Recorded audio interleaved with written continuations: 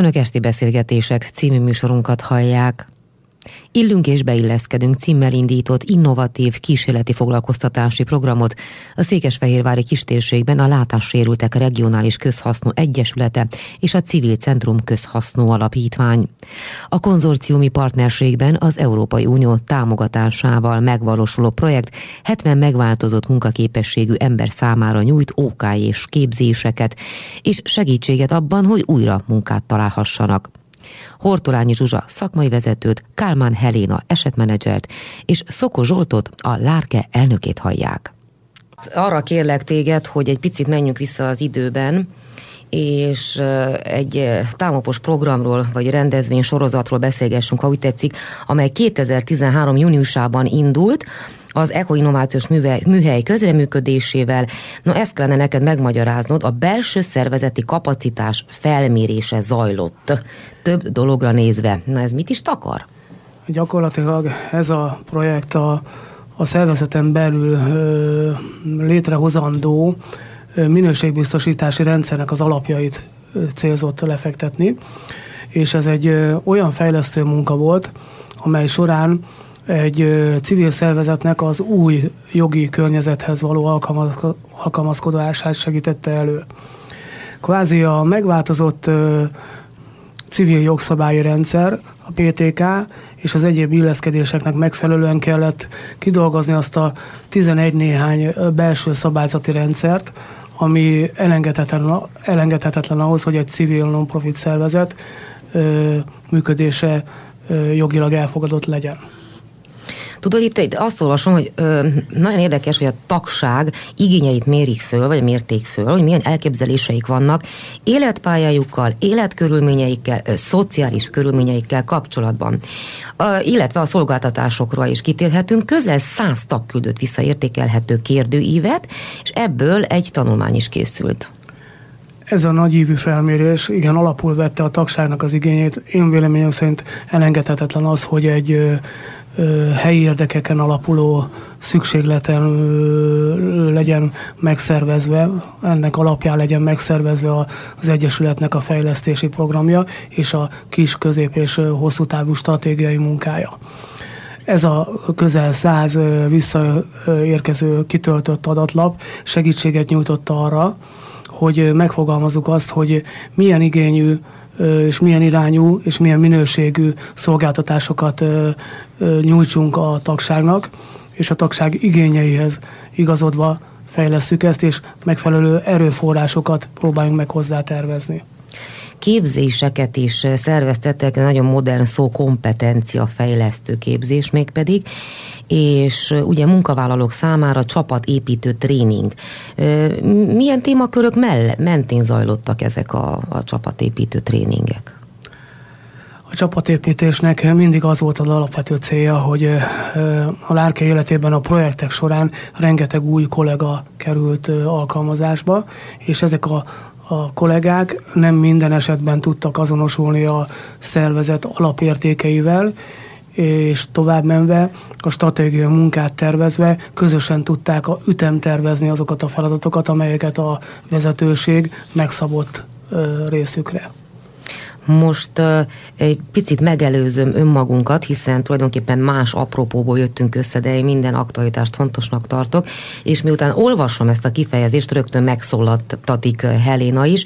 Tehát itt szó volt arról, hogy egyéni fejlesztési terv, esetmenedzselés, munkaközvetítés, közfoglalkoztatás, szervezés. Szeretném, hogyha megmagyaráznád nekem, hogy mivel foglalkozik egy esetmenedzser. A feladat igazából úgy gondolom elég összetett, mindig próbálunk úgy helytállni, hogy minden igényt kielégítsünk a hozzánk érkezőkkel kapcsolatban. Itt főképp megváltozott munkaképességekkel foglalkozok jelenleg, interjúvolom őket, tanácsot adok, tájékoztatom a programról, itt ugye a Támop 143-ról lenne szó, ahol ugye képzéseket indítunk nekik. Mindenképp szeretnénk elősegíteni a munkahelyi reintegrációjukat, illetve azt, hogy esélyük legyen a jelenlegi munkahelyi piacon.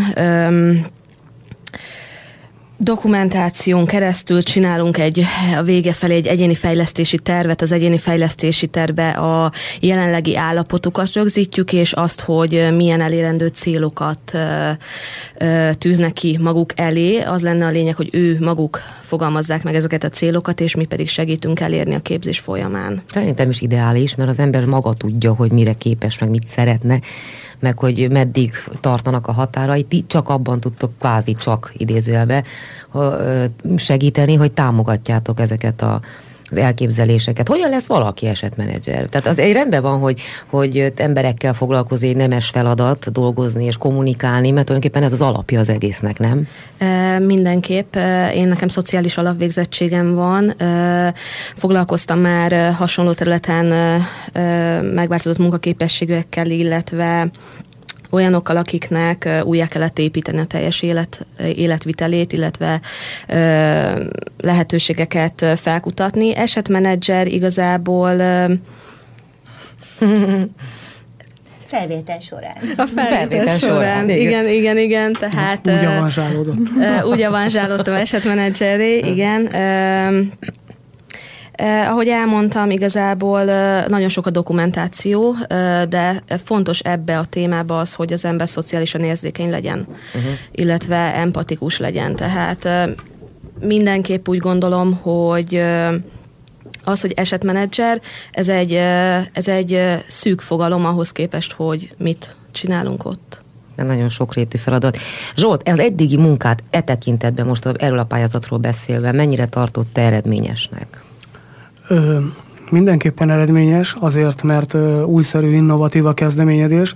A Lárke ilyen jellegű tevékenységet még nem folytatott. Ugyan volt elemi és foglalkozási rehabilitációs felkészítő képzés, illetve ilyen projekt, szintén uniós és országos forrásokból támogatva, de ez a képzés, ez speciális olyan szempontból, hogy a munkaerőpiacra kívánja őket eljuttatni, oly módon, hogy háromféle modul kapcsán kimondott szakmákat, képesítéseket ad a bevontak számára.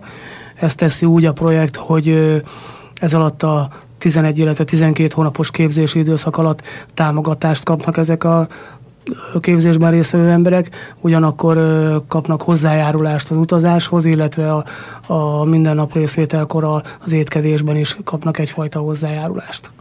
Hortolányi Zsuzsa szakmai vezetőt szólítom meg. Ez, amiről most beszéltünk, amiről Helena Zsolt is beszélt, ezek a Támop 143 programnak a lépései voltak, és most arról volt szó, ami májusban indult. Illünk és beilleszkedünk, ugye címmel indult ez a program. Te, mint szakmai vezető, már egy adott sajtótájékoztatón ugye ismertetted a projekt alapvető céljait, ha megtennéd most is. Lehet a projekt alapvető célja, amiről Zsolt és Helena is említést tett, megváltozott munkaképességű embereknek az reintegrálása a munkaerőpiacra. Ebben szeretnénk nekik segíteni egy képzéssorozaton keresztül. A képzéssorozatunk az egy 10 és 11 hónapon keresztül zajló képzéssorozat, aminek több modulja van. A célcsoportot, akik 70-en lennének, akiket most próbálunk bevonni a képzésünkbe, a projektünkbe, 2 részre lehet osztani, 2 nem arányos részre, egy 10 fős és egy 60 fős célcsoportra, és a képzésük is különböző, emiatt is van a megosztásuk. Nem. Az egyik célcsoportunk, a 10 fős célcsoport, akiknek 13-án, most október 13-án kezdődött a képzése. Őket úgy nevezzük, hogy erőforrás dílerek. Sokak szerint a nevük, a megnevezésük nem olyan szerencsés, viszont megjegyezhető, és kicsit a fejüket is felkapják erre az emberek, úgyhogy erre nagyon jó. És hogy tulajdonképpen azt is takarja, hogy ők lesznek azok, akik a másik célcsoportunkkal, a 60 fővel, mint dílerek fognak foglalkozni, tehát megpróbálják őket eladni a munkaerőpiacon a képzés végén. Őket, ezt a 10 főt egy speciális képzéssorozatnak szeretnénk kitenni, és szeretnénk, hogyha ez igazából nem is kitétel lenne, hanem nagyon élveznék, ami ezekből a különböző modulokból áll. Az első egy munkaerőpiaci kompetenciafejlesztő tréning, ahol a munkaerőpiaccal ismerkednek meg az ottani közlekedés szabályaival, hogyha munkába szeretnének illeszkedni, vagy szeretnék a 60 főt oda segíteni, akkor tisztában legyenek az ottani elvárásokkal, hogyan kell egy önéletrajzot megírni, hogyan kell egy állásinterjún megjelenni. és egyéb praktikus ismeretekre tesznek itt szert, és kompetenciákkal ruházzuk fel, hogy tényleg kényelmesen tudjanak a munkaerőpiacon működni, közlekedni.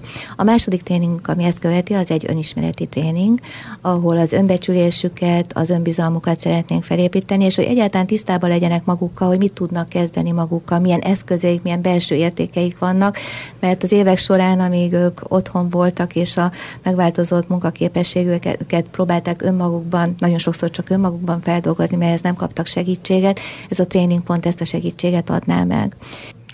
Milyen egyéb tudnivaló van, tehát itt azért ugye az Európai Unió támogatja, igen, összefogást igényel Lárke és Cice együttműködés, és ugye van az a 200 millió forint. Igen, tehát itt még nagyon fontos, hogy elkezdtem ilyen részletesen a tréninget, aztán lehet, hogy kíván, mert ez csak egy nagyon kicsi része az egész képzés sorozatnak.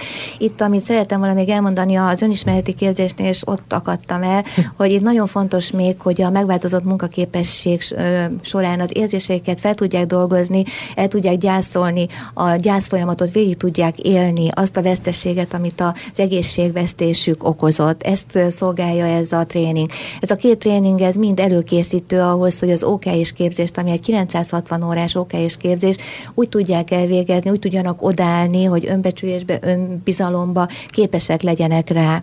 Az ő képzésük, az OKS képzésük ennek a 10 főnek a gyógypedagógiai segítő munkatárs, ami régen a gyógypedagógiai asszisztens volt.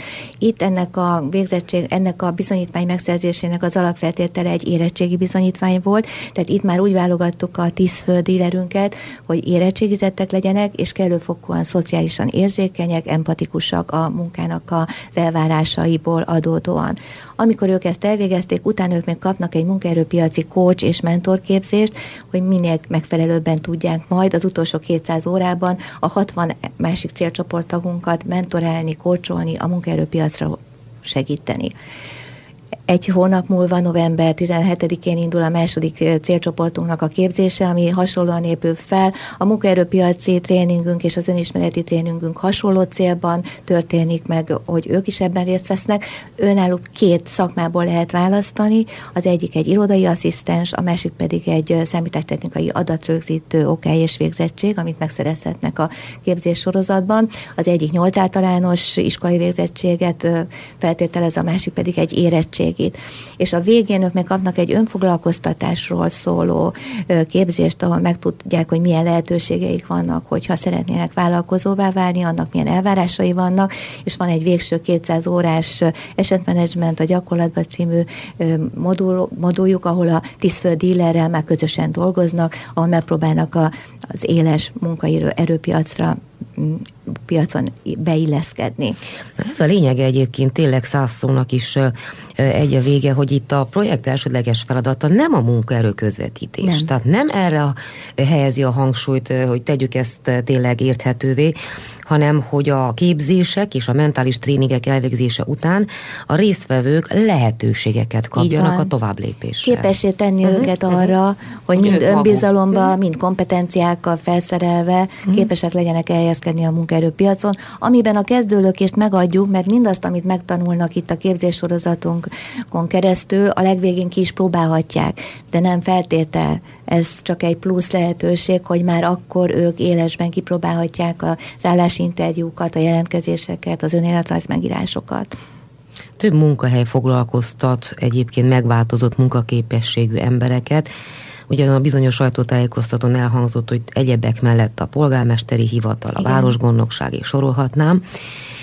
Ez egy nagyon szerencsés dolog, és akkor ezekre a lehetőségekkel minden bizonnyal élni is kell. Ez, ahogy olvasom, ez egy nyugat-európai és skandináv példákat vesz alapul. Tehát onnan szivárgott be tulajdonképpen ez a módszer. Igen, és önnelük ez már azért sokkal előre haladottabb, ahogy ezt ők űzik. Itt is a Grundfosnál már sokkal magasabb számban alkalmaznak megváltozott munkaképességűeket, és egyéb skandináv országokban, nyugati országokból ide települt cégeknél ez egy teljesen jól működő, begyakorolt módszer, hogy megváltozott munkaképességűeket alkalmaznak. Tehát azt mondja, hogy 10-11 hónap a képzés teljes időtartama. A 10 fő dílernek, akik kiemeltek, nekik 11 hónap, a 60 fő célcsoportunknak 10 fő, akik később kezdenek, akik novemberben kezdenek. És azért az is szerencsés dolog, hogy ahogy elnézem, hogy a projekt résztvevőinek még utazási költségtérítést is biztosítanak, meg hideg étkezést is naponta egyszer. Ez nagy segítség egyébként, ugye? Igen, utazási hozzájárulás, támogatást, utazási költségtámogatást és hidegétkezést, ezen kívül képzési támogatásba is részesülnek, ami havonta 77 000 forint.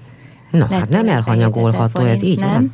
Ezzel annyi még, amit meg kell említeni ezzel kapcsolatban, hogy ennek a 60%-át, 80%-át fizetjük ki minden hónap végén, a 20%-ot a törvény rendelkezése szerint vissza kell tartanunk, és azt majd a végén egy összegben kapják meg a résztvevők. Zsolt, itt az elhangzottak alapján hogyan érzed, hogy érdemes volt nekivágni ennek a pályázatnak, meg egyáltalán hogyan találtatok ti rá? Tehát valaki bekopogott az ajtón, hogy drága Szokos Zsolti, pályázzuk már meg ezt az uniós lehetőséget, mert van esélyünk rá, hogy elnyerjük. Nem, nyilván ez nem így történt. Volt ennek előzménye. A szervezet folyamatosan tekintette azokat a forrásokat fontosnak, amelyek a célcsoportnak az ilyen minőségű életviteli lehetőségeit próbálja célozni. Nem mindig könnyű egy non-profit szervezetnek a megfelelő szakembergárdával együtt dolgozni. Nyilván hektikus a forrás számunkra, és mindig alkalmazkodni kell a lehetőségekhez, kiírásokhoz és egyéb adható, meg adott lehetőségekhez. Ez a szakembergárda, aki most így összeállt, ez egy véletlen során kovácsolódott így össze. Kaptunk egy tippet arra, hogy egy ilyen minőségű, egy ilyen 200 millió forintos EU-s pályázatnak a felhasználására ki is megfelelően az alkalmas, ki az a projektvezető, és aztán pedig hirdettük meg a szakmai vezetés, és illetve a projektkoordinátori, esetmenedzseri és egyéb munkatársak felé a lehetőségeket. Nagyon kevés alappal dolgoztunk. Volt egy fiókban tartott terv, egy elképzelés a vezetőség részéről, amihez kerestük a megfelelő szakembergárdát. Én úgy gondolom, hogy ennek előzménye volt még talán a tavasszal zajló csapatépítő tréning is, amely során világossá tudtuk tenni azt, hogy a stratégia min alapszik, kikkel kíván együtt dolgozni, és milyen alapértékeket vesz alapul gyakorlatilag. Nem volt könnyű azokat az embereket megtalálni, akikkel ezt a minőségi munkát próbáljuk most végezni. Nehéz volt őket bevonni, vagy óckodtak, vagy tartottak ettől? Mi lehetett a probléma? A munkaerőpiacnak van most Magyarországon egy olyan sajátossága, hogy a projektek talán azért nem vonzóak a munkavállalók számára, mert határozott kezdő és végző időpontja van. Most nem mindenki szívesen adja fel esetleg azt az állást, ahol van folyamatában egy esetlegesen csábító magasabb fizetésért, de tudva azt, hogy az mondjuk 1,5 év múlva már megszűnik. Én azt gondolom, hogy a Lárke akkor tudja elérni igazán a fejlesztő munkájának a csúcsát, ha folyamatában meg tudja szervezni a fenntarthatóságot, és ezeknek a projekteknek az összekapcsolódási pontjait tudja illeszteni. Zsuzsa, látsz te ebben a projektben esetleg buktatókat, vagy nyugodtan ki is egészítheted a Zsolt által elhangzottakat? Igen, látok. Egyrészt a bizonytalanság a különböző rehabilitációs sokkantsági ellátásokkal kapcsolatban 2014-ben változtak meg alapjaiba ezek a szolgáltatások, és nagyon sokszor a hozzánk fordulók sincsenek tisztába, és minket is érnek meglepetések. Amikor valamilyen problémával szembesülünk, akkor rögtön kérünk egy állásfoglalást az illetékes szervtől, de másnap kiderül, hogy újabb probléma előtt állunk, úgyhogy szinte naponta kérhetnénk az állásfoglalásokat, és még az sem biztos, hogy ezzel is meg tudjuk győzni a hozzánk fordulót, mert nagyon sokszor megbizonytalanok. És olyankor van az, amikor mi küldjük az intézményhez, hogy ő maga kérdezze meg, és mi adunk arról információt, hogy mi az, ami esetleg kizárja, hogy az ő rehabilitációs vagy rokkantsági ellátása megmaradhasson. Ami érthető, mert jelenleg a törvény úgy szól, hogy bizonyos ellátások mellett, rehabilitációs rokkantsági ellátások mellett nem jár a képzési támogatás, vagy ha képzési támogatást kap, akkor azt mondják meg. És olyan módon, hogy meg kell szüntetnie. És azért az egy viszonylag biztos jövedelme, még egy képzésben részt vesz, és bármi önhibáján kívüli okból azt abba kell hagynia, a képzési támogatást támogatása megszűnik, és akkor a rehabilitációs ellátását újra kell igényelni, újra kell indítani, tehát ez nagyon sok résztvevőt elgondolkodtat, hogy belemerjen ebbe vágni. Ráadásul ők megváltozott munkaképességű emberek, soknak akut betegsége van, tehát az egészségi állapota is olyan, hogy nagy vállalkozás egy ekkora, ilyen hosszú volumenű képzésbe bevonódni. Nagyon nehéz feladat ez nekünk is, hogy a projekt szempontjait figyelembe előtérbe helyezve mindenféleképpen az önálló emberi sorsokat kell előtérbe helyeznünk, és fontos, hogy korrektül tájékoztassunk mindenkit, bármennyire nem kedvező a projektunk számára, de hogy mindenkinek fel kell hívni a figyelmét, hogy milyen veszélyekkel jár. Nem egyszerű kérdéskör, és Elena is bólogat egyébként. Ugye hát minden ember egyéni bánásmódot igényel. Tehát kvázi ez külön kihívás, mert nem kezelhetette az összes embert ugyanúgy, egy kalap alá bevonom, aztán hajrá. Igen, mindenképp úgy gondolom, és folytatva a Zsuzsa gondolatát, jelenleg is tart a toborzás, tehát a számítástechnikai adatrögzítő képzésünkre még várjuk az embereket, illetve az irodai asszisztens képzésre is még vannak helyek, amit fel szeretnénk tölteni. Továbbá az emberek különböző problémákkal, különböző lelki eredetű állapotba érkeznek hozzánk, amin egy másfél órában nem tudunk segíteni, de mégis jobban érzik magukat, ha már tudtak róla beszélni, és bár sokan ugye a támogatásokat féltik, viszont a másik részről pedig örülnek, hogy van ilyen lehetőség, mert aki például 20 és 30 000 forint között kapja ezt a támogatást, annak mindenképp megéri, hiszen ha nem csak a pénz oldalát nézzük, akkor ez egy nagyon értékes képzés, amire úgy gondolom, hogy jelenleg szükség is van, például a szociális szférában abszolút.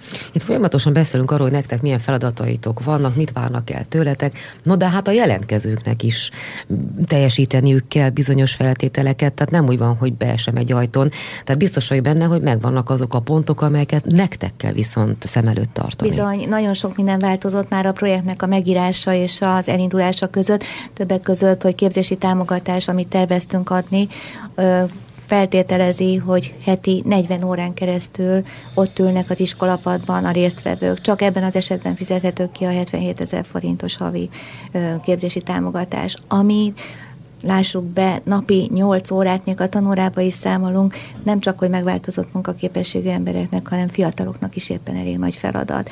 Ez az, amit próbálunk a tananyag tervezésnél, engedélyeztetésnél figyelembe venni, hogy nagyon sok gyakorlati része legyen, és minél kevesebb az elméleti. Szerencsére az időhosszúság ezt megengedi, hogy jusson idő a gyakorlati részekre, és amit még nem mondtam, hogy mi az, amit nyújtunk, például a mentális támogatás, az esetmenedzsereink, mentorok is lesznek egyben, tehát a résztvevőknek a bármiféle problémájuk van, fordulhatnak hozzájuk is, tehát meghallgatjuk továbbra is a lelki, mentális problémáikat. Igénybe fogunk venni egy AVS készüléket, ami ilyen audiovizuális stimulációval segíti a mentális egészséget, a tanulást, tehát az agyféltekéknek a megfelelő működését. Önsegítő csoportokat indítunk, hogy egymást tudják segíteni, a tanulás folyamán felmerülő problémáikat meg tudják beszélni, és más egyéb lehetőségeket is biztosítunk. Egyébként tényleg az ember nem is gondol arra, hogy mi minden szükségeltetik, igen. Mert azt hiszed, hogy beülsz egy padba, tanulsz, fogod a kis iskolatáskát, hazamész, aztán megcsinálod a házi leckét, igen. Meghallgatod az esti mesét, és szépen lefekszel. Igen. Na de hát itt már az a probléma, hogy kibírom-e azt az X óra oktatást, fölfogom-e kellőképpen az anyagot, valóban értelmezni tudom-e utána hasznosítani valamilyen módon, és alkalmazni, tehát tényleg ezekben is külön segítséget kell nektek nyújtani. A félelem oldása, hát már az. Most a bevonásoknál látjuk, hogy milyen stresszek vannak a jelentkezőkben, milyen szorongás, hogy képes vagyok-e, tehát mi biztatjuk őket már most is, hogy igen, hogy benne van az az erőforrás, vágjon bele. Tud. Igen, de ha azt veszük, hogy nagyon sokan már évek óta nem dolgoznak, tehát évek óta nem tanulnak, évek óta nem jelennek meg közösségbe, tehát hogy nagyon sok olyan újszerű dolog lesz, amihez alkalmazkodniuk kell, és egyszerre. Igen, meg kiestek abból a körforgásból. Igen. Amit nagyon fontosnak tartok, és lehet, hogy nem pont ide tartozik, csak nem szeretném elfelejteni, hogy Helena említette, hogy ki az, akiket várunk, és hogy akik jönnek. Hogy van egy olyan réteg, és én is belebonyolódtam itt, hogy az ellátások, és hogy hogyan szűnik meg, hogy milyen kitételek vannak, hogy van egy olyan réteg, akihez nagyon jó lenne, eljutnánk legalább itt a rádión keresztül, mert nem sikerült őket direktbe megtalálnunk. azok, akiknek nem volt biztosított munkahelyük, nem voltak biztosítottak, mert nem volt munkahelyük, mielőtt megváltozott a munkaképességük, és a szociális segélyből élnek. Nincs semmi más ellátásuk, tehát igazából veszíteni valójuk nincs, csak nyerhetnek. Sokat gondolkodtam rajta magánemberként, hogy mire számíthat az az ember, aki megváltozott munkaképességgel ül otthon, és a segélyét várja. Most ez a program, amit mi indítottunk, ez számukra a tökéletes. Nincs veszíteni valója, visszakerülhet a munkaerőpiacra úgy, hogy egy minőségű képzéssel, felkészülve, lelkileg, mentálisan a munkába állásra. És akkor megint itt egy divatos szó, az integráció. Tehát igen, visszaintegrálhatóak ezek az emberek, igen, nem elmagányosodva igen, ül otthon, igen, és konkrétan már céljai sincsenek, hanem barátokra szert, munkatársakra, van miért fölkelni, van miért elindulni. Tehát azért és őket igen, nagyon nehezen érjük utol, mert hogy azon kívül, hogy kapcsolatba kerülnek a rehabilitációs intézettel, amíg eldöntik, hogy ők elutasításra kerülnek, onnantól kezdve nagyon nincsenek benne a körforgásban. És próbáltuk őket megtalálni, adataik után érdeklődtünk, de az adatvédelmi törvény nem teszi lehetővé, hogy direktbe felhívjuk őket, meginvitáljuk a képzésünkbe, úgyhogy nagyon örülök neki, hogy itt ez a rádióműsor most lehetőséget ez egy kicsi nyomozás is, kicsit kalambot játszunk igen, most, és hát ha eljutnak ezek a hírek valóban az érintettekhez. Igen, mert hogy nagyon jónak tartjuk a programunkat, és hogy kár lenne, hogy pont azokhoz ne jusson el, akiknek a legnagyobb szüksége lenne. Na, ez a nagy szó, amit mondtál, hogy nagy szükségük lenne. Végszó, Zsolti, egy-két gondolat, összegezzük egy kicsit. Én azt gondolom, hogy talán ez a folyamat akkor éli a célját, hogyha a munkáltatók eljutnak ahhoz a gondolathoz, hogy egy megváltozott munkaképességű, aki felkészített meg munkaképes emberré vált, azáltal, hogy a képzést elsajátította, megkaphasson egy lehetőséget arra, hogy bizonyítson. Grundfosnak a példája elhangzott, ahol már ezt a kultúrát nem kell bemutatni, viszont van rengeteg olyan állami és magánkézben lévő vállalkozás, intézmény, ahol befogadókká válhatnak ezek az intézmények, és mi a kiképzett embereinkkel lehetőséget adhatunk, hogy bizonyítsanak, hogy ők teljes értékű munkát képesek végezni. A legjobb végszó. Köszönöm szépen, sikert kívánok, és aztán várom a visszajelzéseket, hogy hogyan is sikerült az egészet kivitelezni. Köszönöm még egyszer. És köszönjük. Örülünk a lehetőségnek. Kedves hallgatóink, az Illünk és beilleszkedünk elnevezésű foglalkoztatási programról Hortolányi Zsuzsa szakmai vezetőt, Kálmán Helena esetmenedzsert és Szokó Zsoltot, a Lárke elnökét kérdeztem.